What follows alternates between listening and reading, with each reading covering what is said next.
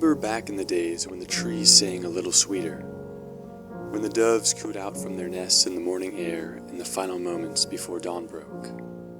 I remember counting seconds as they wrapped their fingers on the desks in the schools. I count the cracks in the walls, tick off the seconds until time peels the wallpaper down in haggard.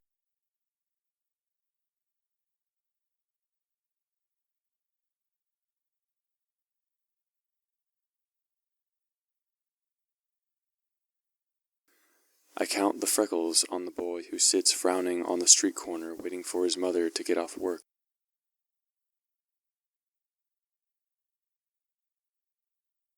Birth defects. I pick out the stretch marks on the naked women, count their scars.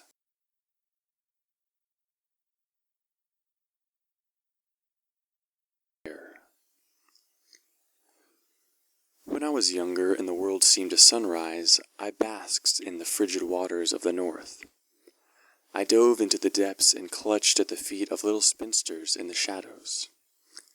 I have a way of finding the shadows amongst the light. I know when things are looking dull for the future. I know, and I must.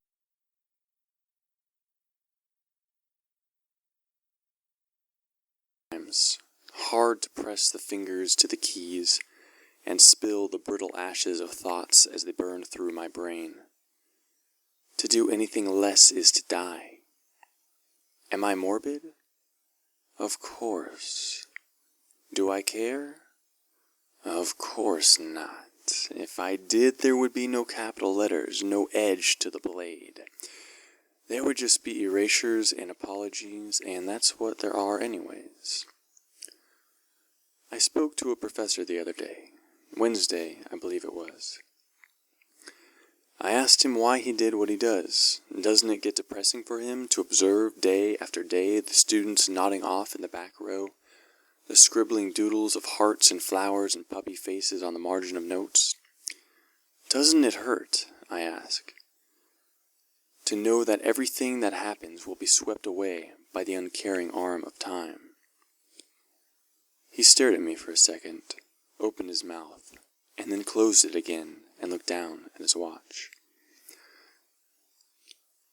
I stood at the bus stop in the rain on Thursday and stared at the people who gathered around the cover. I stared at their faces, searching their eyes, making them uncomfortable.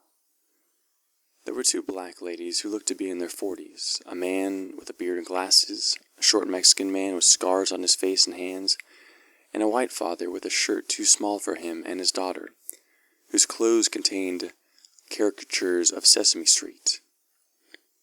I took my time, staring at each of them as they stared at the ground. One of the black ladies, the thinner one, locked eyes with me, and we stood there in perfect silence, the rattle of rain dimming to a hiss. I fell into her black pupils, and I know she fell into mine. There was nothing to communicate in my gaze, no emotion, just an intuitive reflex that said, "Look for the soul in the mirror." I dipped in deep, and the blackness from her wide pupils expanded and flooded out the world. It was dark. I took a breath and saw what I came here to see. There she was, or I was rather, now that my consciousness existed in the space of her memories. I learned what she was composed of. I saw a girl with her hair tied back, sitting against the wall and facing out the screen front door.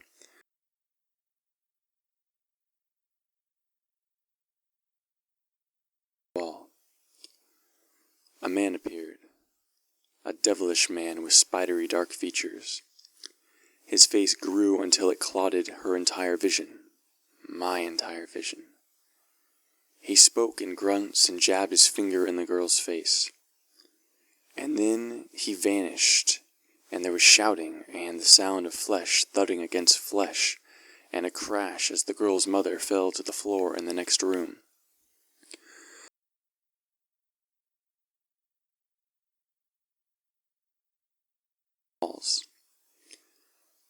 Then the little girl was behind the couch, and the angry man was gone.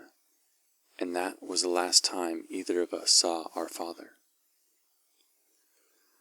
I stepped out of her pupils and back under the rain and the bus stop.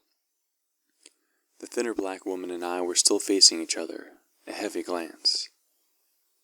The thing about this part is that I never quite know how much they have seen from me. I have learned to navigate through the recesses of the mind, whereas the other person may think they are losing theirs. The trick is to maintain detachment. To not be me or anybody. If you don't harbor an identity, no one can see you. My function, if that's what you want to call it, is to take on the pain of others and, in the process, liberate them from their worst memories. The traumas that lock them in place are removed and taken on by me. But nothing is free. Everything is an exchange. The woman blinked. She swallowed and flicked her tongue, and proceeded to take several heavy breaths. She looked away from me, and then back at me. Her expression lingered between panic and confusion. By now, her friend was on to me. "Do you know him?" she asked her friend, Lenica, her name.